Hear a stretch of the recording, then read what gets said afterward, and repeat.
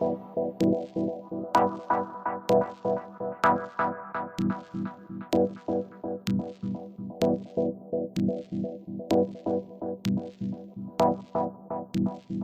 right. Hello, everyone. You're listening to the Blockchain Socialist Podcast. I'm Josh, and I'm here in person at the Commons Hub of the Crypto Commons Association in Austria, in Reichenau an der Rax, in the middle of the mountains. And I'm in person here with Ethen Buchman and Tomaž Fleischman, both from Informal Systems. Ethen Buchman, you may remember, I've had him on before. He is one of the co-founders of Cosmos, and we talked a lot last time about some of his writings and about Informal Systems itself, which is a worker cooperative that focuses a lot on Cosmos infrastructure, got that right. But I think to start off, I thought it'd be really interesting if, Ethen, you want to give a reintroduction to yourself and maybe explain what collaborative finance is, since this entire event is sort of, I think, named after the idea or this concept that you've kind of memed into existence. Maybe we can start with that. Cool. Thanks, Josh. Yeah, it's good to be back on the show here and be able to do this in person. Yeah, so we're at this CoFi event, the inaugural CoFi event here, Collaborative Finance. And so I'm Ethen. I mean, you can hear me on the previous episode. I'm co-founder of Cosmos, CEO of Informal Systems, and we've been building a lot of stuff in the Cosmos ecosystem. We also do security audits and formal verification. And more recently, we have kicked off this CoFi project, right? And when we think about CoFi or collaborative finance, this is an approach to money and finance that puts the network structure of money and finance front and center, right? So much of monetary theory and finance and economics is built around these assumptions of rational, competitive, self-interested, game theoretic agents and, models of supply and demand, and really reasoning about the perspective of the individual sort of subjective marginalist value theory, which, has its benefits, but also misses a lot of the picture. And the idea is that by putting the network structure front and center, you can surface a lot more opportunities and a lot more potential for value that is not accessible when you just think about individual rational agents, right? And so it turns out there is a lot of structure in the network. There are a lot of patterns in the network that you can directly take advantage of, that can benefit all the participants. And we call it collaborative finance because actually seeing the network and discovering what's in there requires a bit more of a collaborative process, right? It requires agents to come together and actually share their obligations, the existence of their obligations, so that you can discover the structure of the network itself. If you only reason in terms of an individual, then you only see the relationships that any individual has. But if individuals collaborate to discover the network structure of their obligations, well, suddenly they can do a lot more with that information. As we'll get into, one of the really exciting things they can do is what we call credit clearing, or more technically, multilateral trade credit setoff. But we'll let Tomaž get into some of the details of all of that. So really, collaborative finance is about this network view of money and of finance. Right. So it's I want to get into this a bit later, but to me, it's I think you've kind of juxtapose it as like game theory versus network theory as like that's right. That's the one thing I should have said that I didn't. That is about moving us from a game theoretical model to a network theory model, right? So rather than the most important sort of structuring of the theory being game theory and these sort of competitive individual rational agents, it's network theory and flow algorithms and what you can do with the structure of the graph that you don't get from just thinking in terms of game theory. So we want to shift the whole narrative from game theory to network theory and graph theory. Yeah. Right. So it's an expansion of also just like thinking about finance in general that I think is really interesting, as not just being this like hyper competitive space of just like, I don't know, economic violence between corporations or something like that. Mm-hmm. Tomas, do you want to give an introduction to yourself and what brought you to Informal? Thank you very much. So happy to be on the show. So my background is computer science, and I ventured into management consulting. That was basically most of my career. And at a certain point, I started to ask myself, okay, Tomaž, what can you do? Are there other things that are important in the world? And I started to study one very particular system that we use in Slovenia. So we use this multilateral trade credit setoff or credit clearing as a way to help firms to combat the late payment problem. And this solution we use in Slovenia, it's very, very local. So I couldn't find it anywhere else, but it took my attention. I was also happy to work with the original inventors of this system in Slovenia. I listened many stories how they tried to sell it to other governments. And this gave me an intuition that maybe I shouldn't look at governments. Maybe we should look elsewhere. I started to study alternative monetary systems. In this research, I stumbled upon Giuseppe from Sardex. He hooked me up with Paolo. We agreed that this is a great idea to use credit clearing, and that mutual credit that they built in Sardex would benefit. We wrote an article. Article was not successful at Sardex, which was the original intent to move the Sardex management toward this system, but everyone else was mega excited. So basically the article exploded, and this is how Ethen basically got to know about us, and he invited us to collaborate, and so here we are. Yeah, well, it's a funny story that. And do you want to maybe very quickly explain what Sardex is and what kind of what the system is doing? Yeah, Sardex is a mutual credit system, and it was set up by Giuseppe Littera, as at least he's one of the co-founders. And it was made from the necessity, basically the poverty in Sardinia,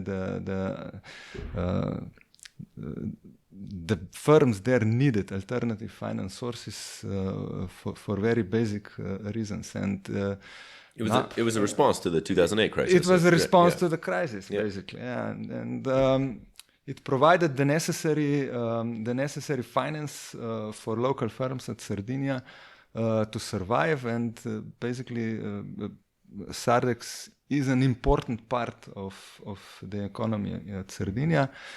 But unfortunately, it is now taken over by venture capitalists. So Giuseppe is mega unfortunate about this sad fact. So let's say the support for social goals is kind of decreasing, but they are developing further as an alternative payment system still.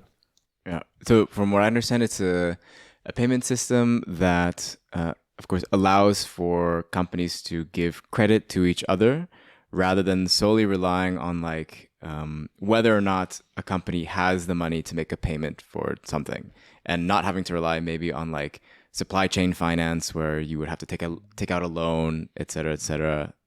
It allows for business to happen more smoothly in places where there is a lack of cash. Your analysis is spot on. So this is the point of mutual credit system.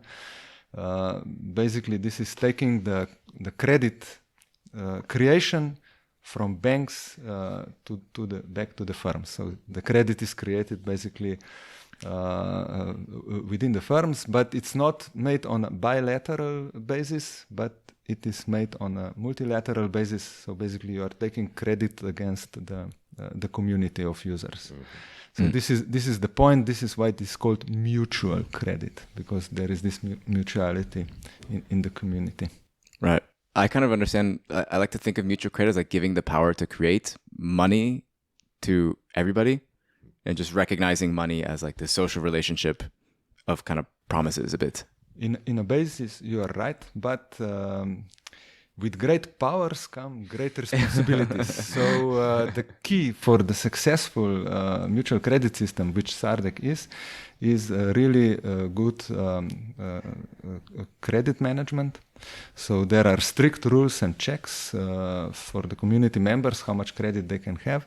And there is also a huge effort to manage the credit levels. So to help those who are heavily in minus position to create new business opportunities to get out, and vice versa for those with positive positions to create them opportunities to spend their credit. Mm-hmm. Yeah. Maybe just to add a bit, to make it a bit more concrete. So people think of mutual credit as a form of complementary currency. There's different forms of complementary currency.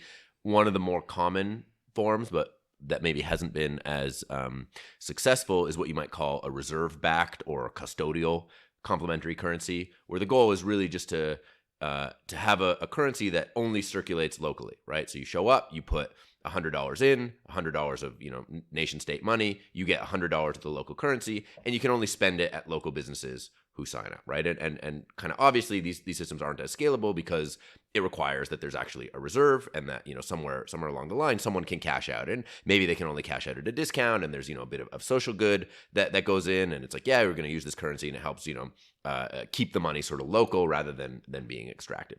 The idea with mutual currency with mutual credit is that rather than have it be backed by a reserve of cash, you actually allow issuance to happen, where you're really increasing the money supply locally with a new currency that is accepted at par with the nation state currency. So it is a form of a credit that's being extended within a group of businesses, typically in the form of a cooperative or something like that.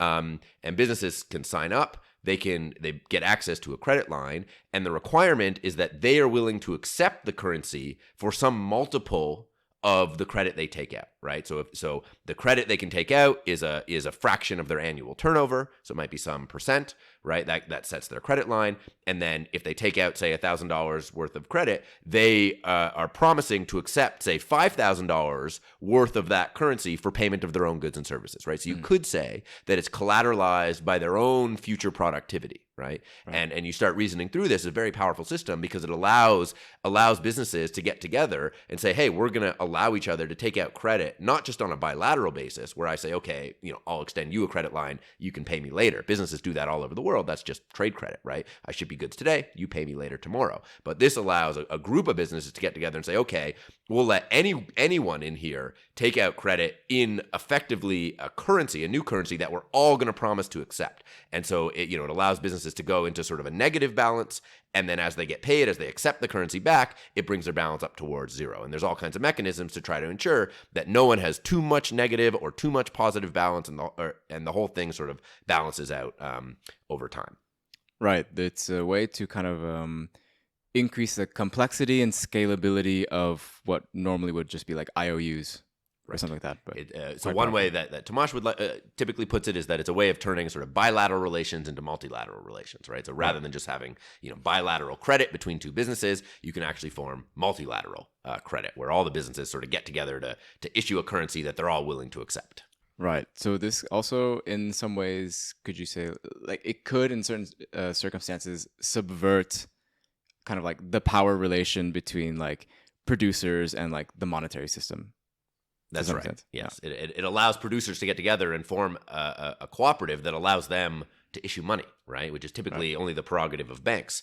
But, it's like Minsky said, that it's easy to issue money. The hard problem is getting people to accept it. But if you get a group of businesses together and say, okay, we're going to issue money and we're going to promise to accept it as well, then you're most of the way there. So Sardex has been quite successful in Sardinia. There's another project in Switzerland called the Veer Bank that started in the 30s after the Depression. That's also a mutual credit system that's been very successful. There's the grassroots economics mutual credit system in Kenya, the Sarafu currency that's also been quite successful there. So we've seen a lot of success of these mutual credit systems, and hopefully we'll see many more of them. Yeah. Yeah. Is this like, I remember last time we spoke, I think you described your ideology as like, was it sustainability existentialist and like monetary localist? That's right. It's a philosophy of sustainability existentialism, which leads to a politics of monetary localism. And mutual credit is definitely an element of a realization of that sort of politics of monetary localism. So like, was it like, you came to this conclusion and that led to like your interest in mutual credit, and is that kind of why you've been like pursuing this now what do you call it, credit clearing system? Yeah, it's a bit of a mix. So my background in biophysics and trying to understand what makes a sustainable system, thinking about organisms as sustainable systems, and understanding that organisms and sustainable systems exist because of their ability to cycle energy in loops. Right. So everything, these are driven non-equilibrium systems that are harnessing energy from outside them and ultimately dissipating it. But what makes them interesting is the work they're able to do with the energy while it's running internally within their system. And the way they do interesting things is by channeling energy into closed loops that can do interesting things, right? So this vision of closed loops has always sort of been with me. And thinking about these mutual credit systems, you realize, hey, these things really work if there are closed loops in the system.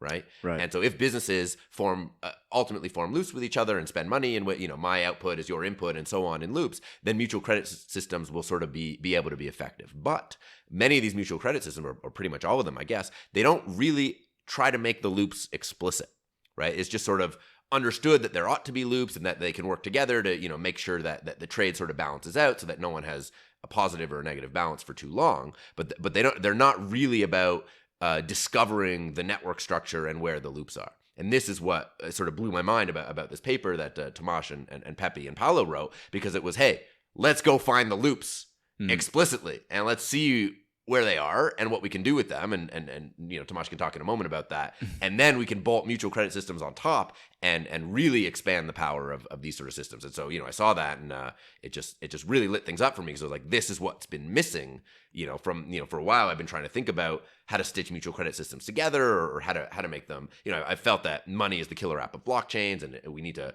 push for these local currencies and so on, but there are limits to their scalability and, how do you make mutual credit systems work together and expand? And then this paper seemed to really have the answer in a way that I had never seen before. And, so Dill Green, who's someone else here, he wrote a blog post about that paper called "Someone Just Turned the Lights On," which is how the whole local currency, world felt about this paper, and that spawned, collaborative finance and sort of brought this conference together, and No, interesting.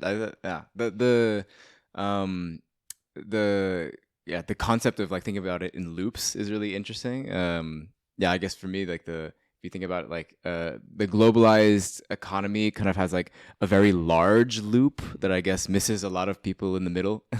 That like if you're not in that loop, then you kind of like lose out on the wealth, I guess, or a lot of wealth gets lost out of local communities because the loop is in like bigger institutions that are in like, I don't know, major cities or financial capitals of the world. That's an interesting way of looking at it.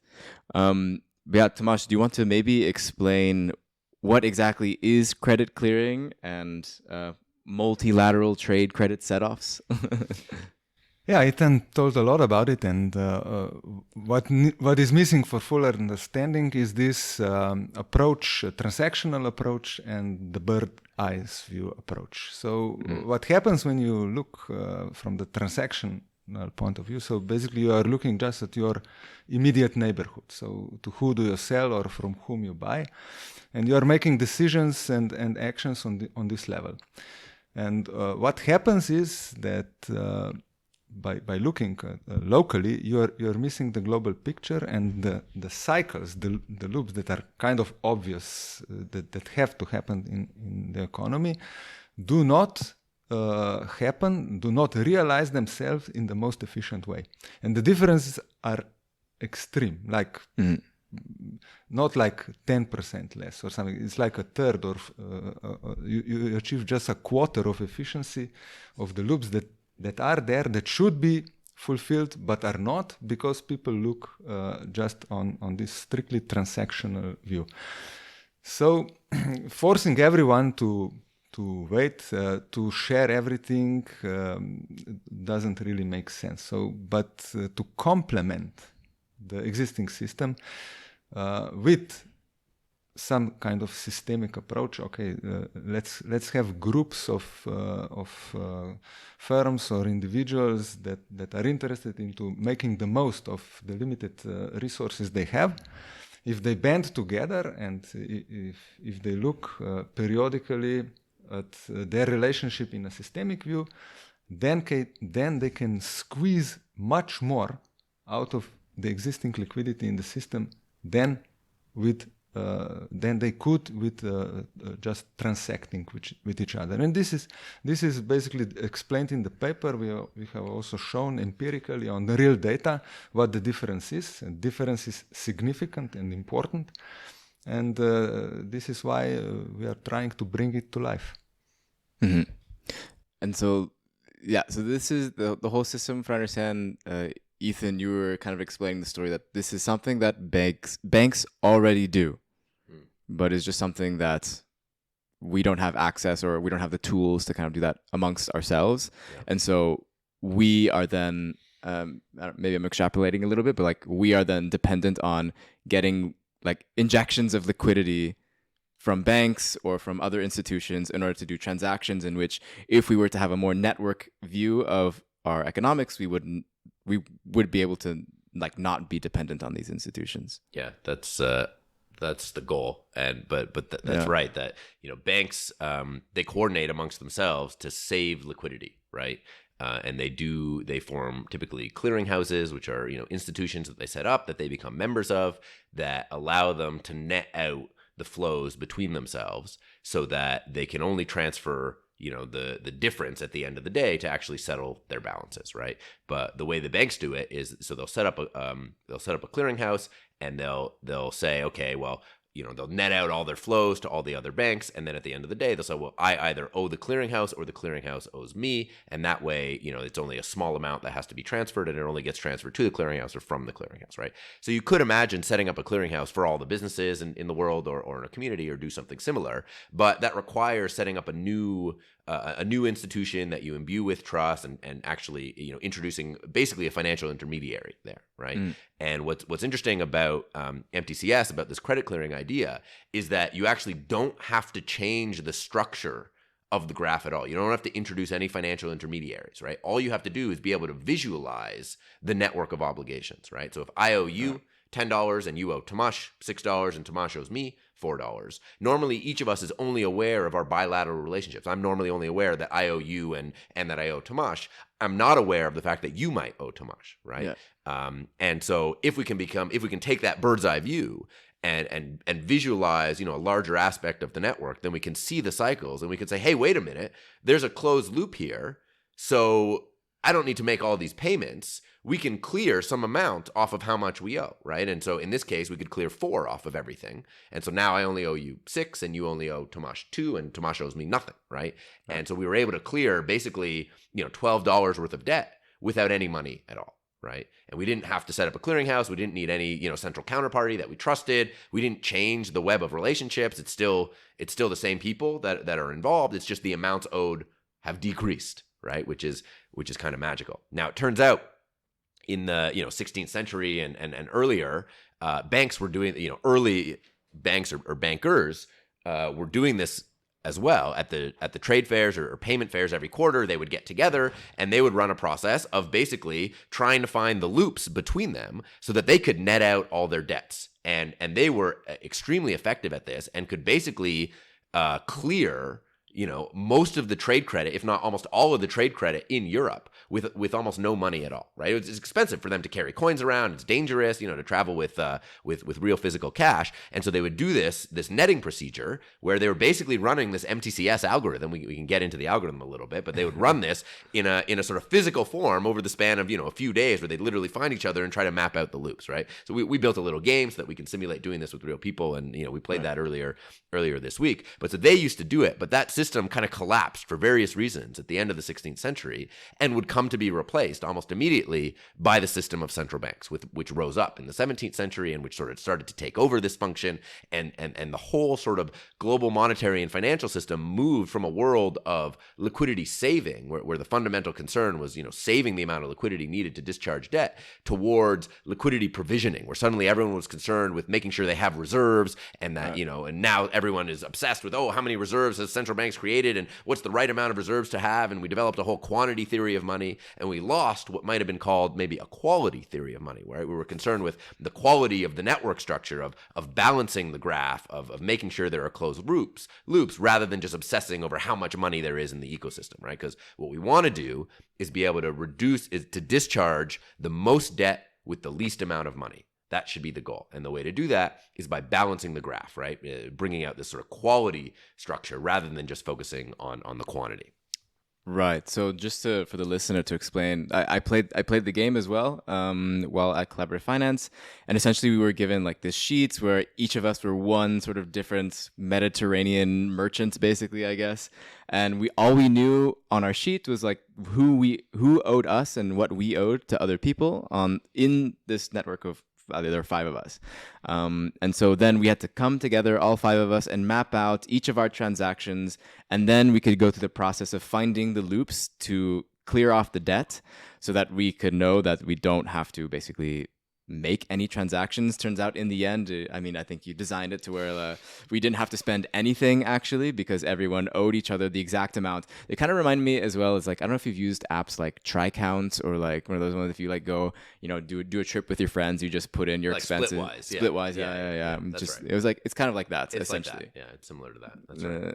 So yeah, if you've used that, then you've used multilateral Not credit quite. clearing. There are small technical differences. We don't have to go into it. Do you want to go into maybe like some of the the things that you talked about in the paper and those? The basics are absolutely right. So it is about finding cycles. So what is interesting in the graph theory is that this decomposition of networks into cycles and chains is a known problem. There is a theorem that every network can be decomposed in cycles and chains, but the interesting point about this is that this can be done on infinite many ways. So the solution is not unique, and what is special about the algorithm is that we take great care about the maximum. So we want to find a solution where we find the maximum amount hidden in the cycles. So this is one thing.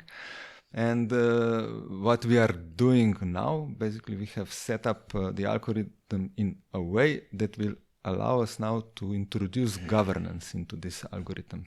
Because you can imagine if there are many solutions, then maybe in one solution one is missing out and the other is not. And we don't want to leave this to a chance. So because one of the solutions is a lottery, basically a random assignment, who gets, who doesn't. We want to introduce the governance so that communities using this can basically employ this to support whatever goals the community have. So like you're saying that in a world where everyone is using a kind of credit clearing system for their money, like it's not always going to end up like in the game where it ends up that where everybody doesn't owe anything, but that there's going to have to be choices in which you'll have to decide who in the network gets priority for getting their debt cleared.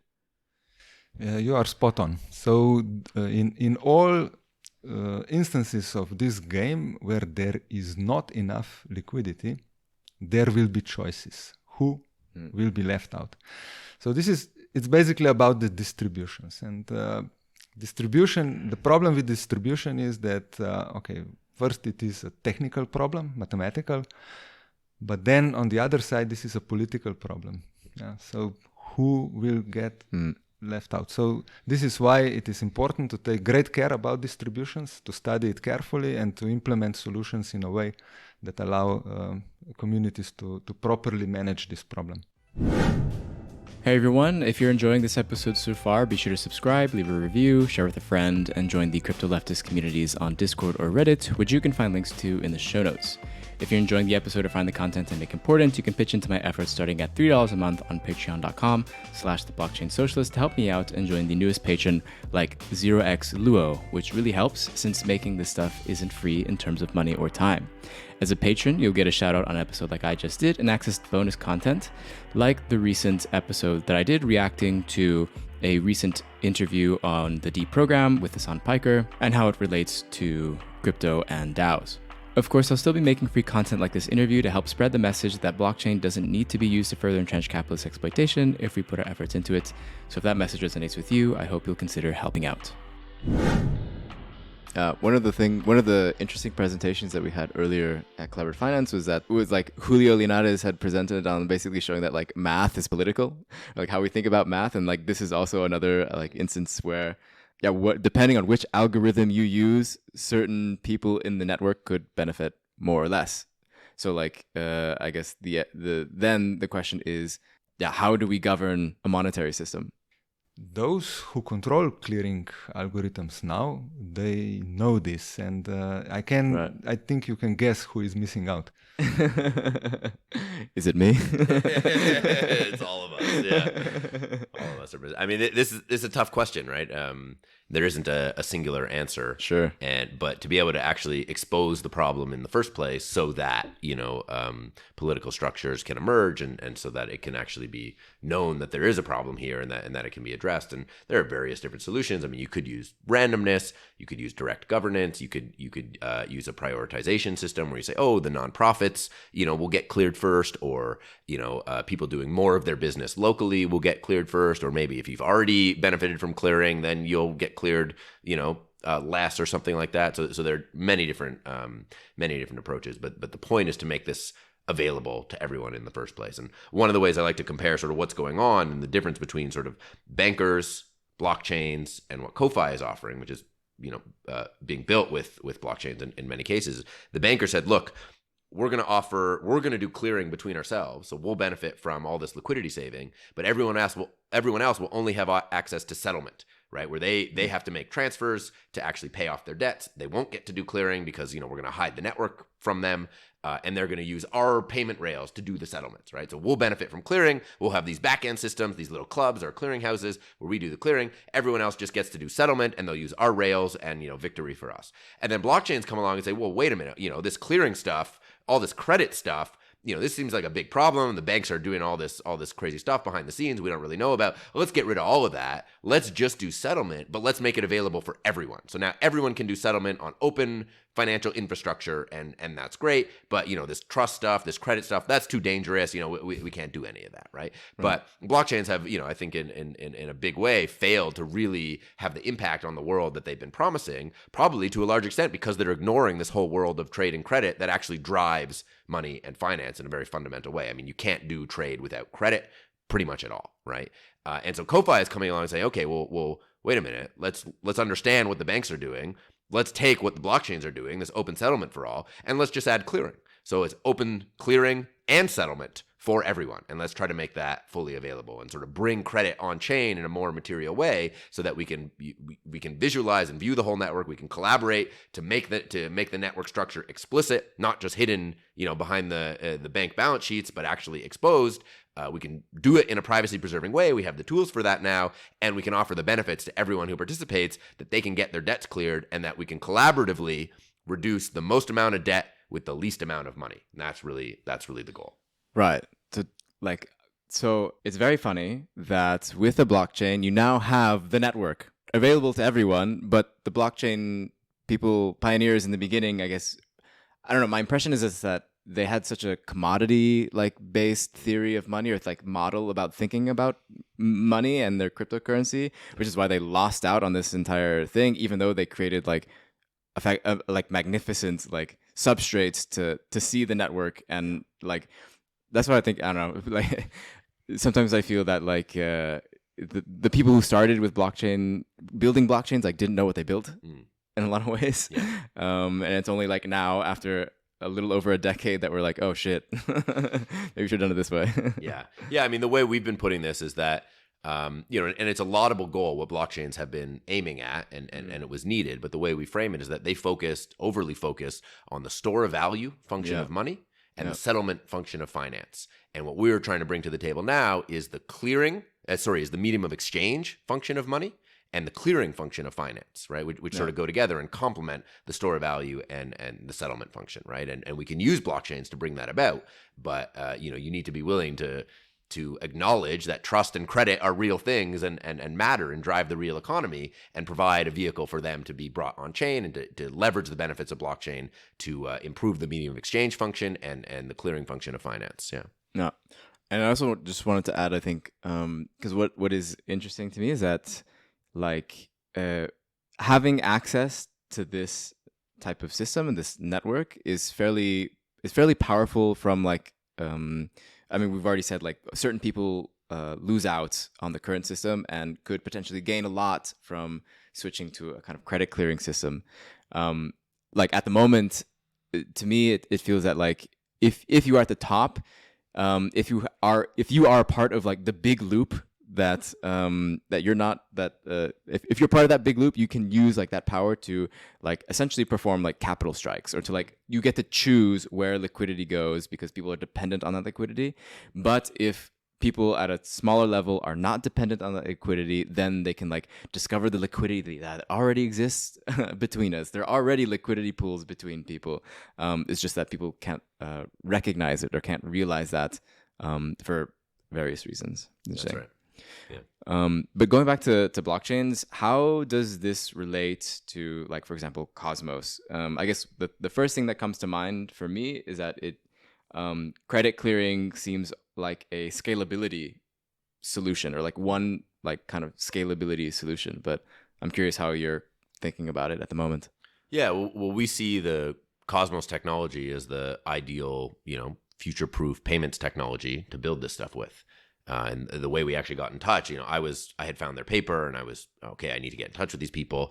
And at the same time, they had found Cosmos, and were like, well, this is the technology we need to use to build this thing, and we're trying to get in touch with me. And so, it was just it worked out. A sort of perfect match, yeah. But that's exactly it. I mean, Cosmos was designed to enable sovereign communities to build arbitrary systems that that serve them, and to build monetary systems that serve them, and to be interoperable, right, with the other sovereign communities building their own monetary systems.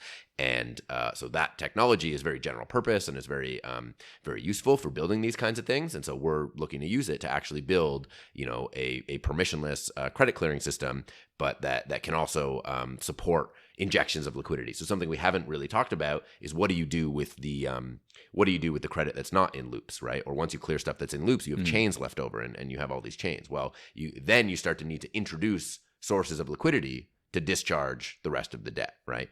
And it turns out, and this is some very interesting research Tomaž has been doing, again on the sort of network science side, you can use the same algorithms you're using to find those loops and to clear them to inject liquidity, and to inject it in an optimal way, so that again the least amount of liquidity is needed to clear the most amount of debt. Right. And so by using the Cosmos tech and IBC and the interoperability layers to access many different sources of liquidity, and to integrate with other systems that can provide liquidity, and even DeFi protocols, which might want to lend into the sort of real economy, you can allow these many different sources of liquidity to be used to clear debts, even if they're denominated in US dollars or euro or whatever it might be, right? And so you get this sort of this system of intents, essentially, of obligations that people have to each other, of their willingness to make payments in certain currencies or accept payment in certain currencies. And so, if I'm willing to pay in Bitcoin and you're willing to accept in Bitcoin, but we're connected through someone else who's not willing to pay or accept in Bitcoin, we can still benefit from that, right? And so again, by looking at the network structure, you can take advantage of the patterns in there to benefit people's preferences, or to realize people's preferences in more advanced ways than if you were just stuck to sort of bilateral relations, right? If I want to pay in Bitcoin and I owe you, and you're not willing to accept Bitcoin, there's sort of nothing we can do. Right. But if we look at the network structure, and there are other people in the network that we might be connected to or through that are willing to accept Bitcoin, right? I guess I should be talking about atoms here rather than Bitcoin or staked atoms. But anyway, you get the point, is that you can use different currencies to settle these obligations by taking advantage of the network structure again. And that can be tremendously powerful, and can really offer ways for cryptocurrencies to be used more meaningfully in the real world. Right. And that we think will really extend the functionality and the usability of cryptocurrencies in general. Yeah. So one of the, I think, ideas that you talked about, Tomaž, at one point was like targeted liquidity injection, which to me was really interesting. If you think about, like, right now, the kind of like, I mean, for some people, at least in like 2008, the recession, like the kind of way to resolve the issues happening then was just quantitative easing, was just like mass liquidity injection, which has its own like side effects and had its own unintended consequences. But do you want to talk a little bit about that? Yeah, sure.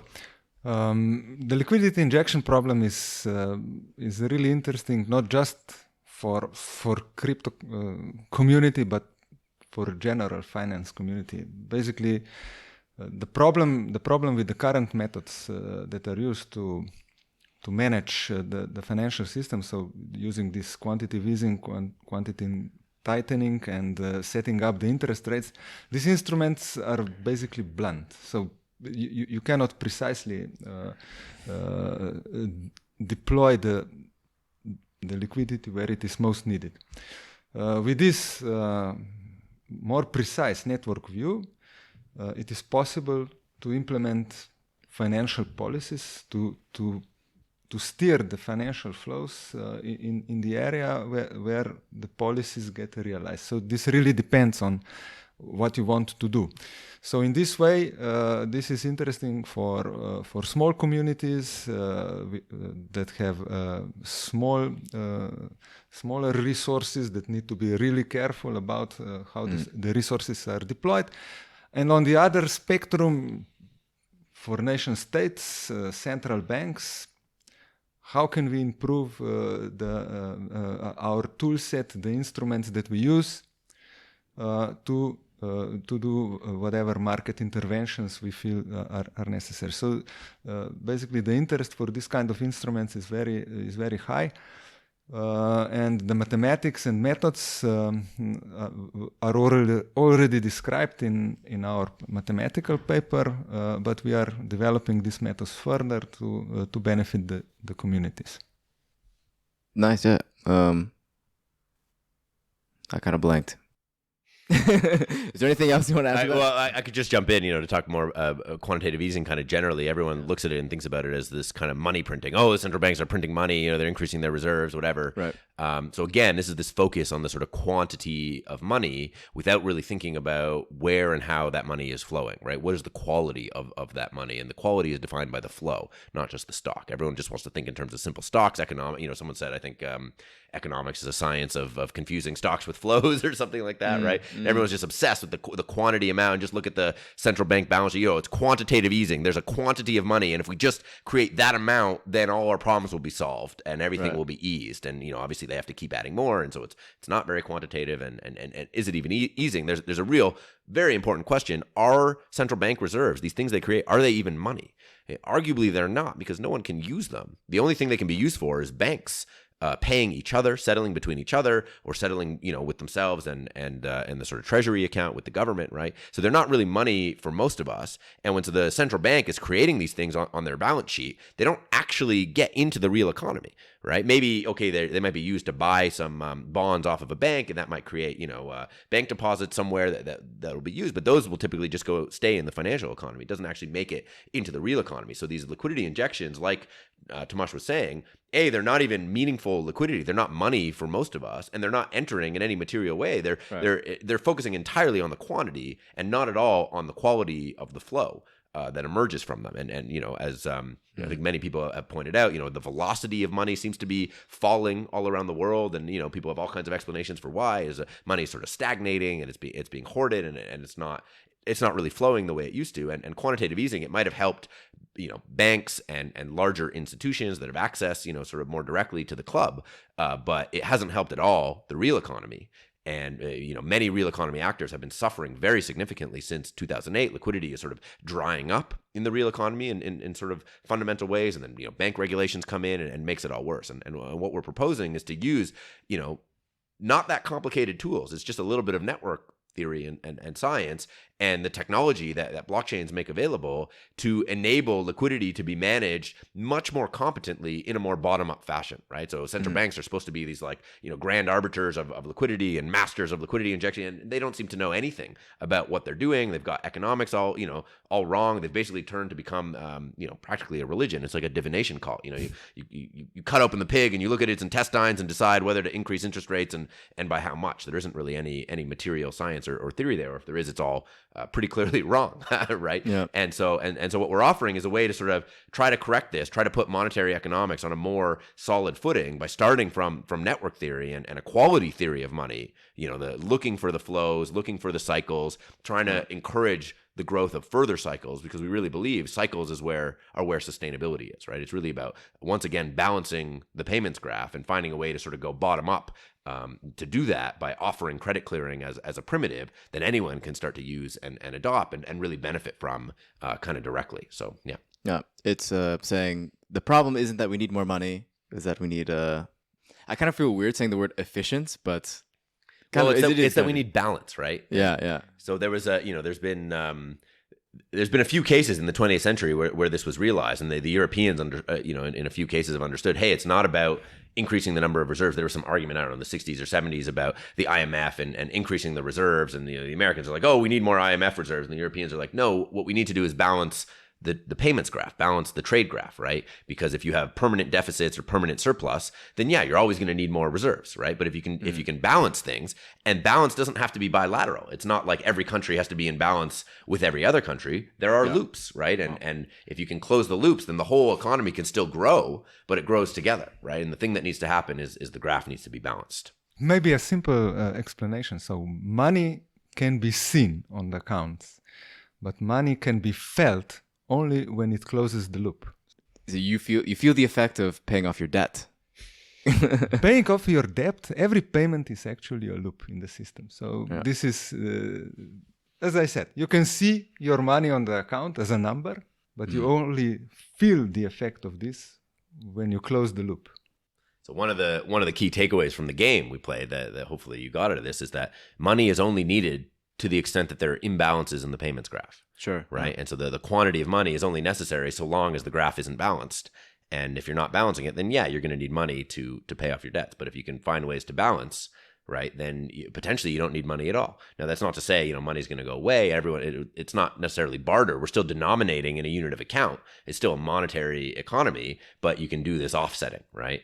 And this is a sort of there was the proposal at Bretton Woods from John Maynard Keynes about Bancor. Now there's a Bancor project in crypto that was sort of named after this, but it's very different. But the idea there was, hey, we don't need an international reserve currency. We need a global unit of account that we can use to make sure that trade is balanced on net across all the global countries, right? And if we can balance the payments graph and encourage everyone not to be, too much in the negative or too much in the positive and always sort of come back to balance, right? Then that could be an effective global monetary system. We don't have to worry about, this reserve sort of problem. And the Americans were like, no, we have all the gold, so we're going to decide, so everyone's going to use the American dollar as the reserve currency, and there's going to be a permanent imbalance, right? And there's basically been a permanent imbalance, roughly since the end of the 16th century or so, right? And the idea is to somehow try to get back to a world of balanced flows. And again, the balancing can come over time. It doesn't have to be all at once. It's not, it's not. I know this is a blockchain socialist. It's not like a pure.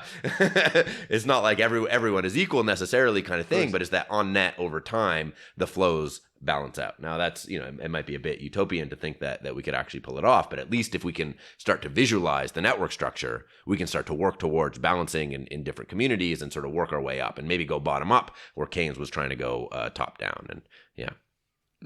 I imagine over time, just the communities that are able to realize their loops, I guess, will be better off than the ones that are not. Right.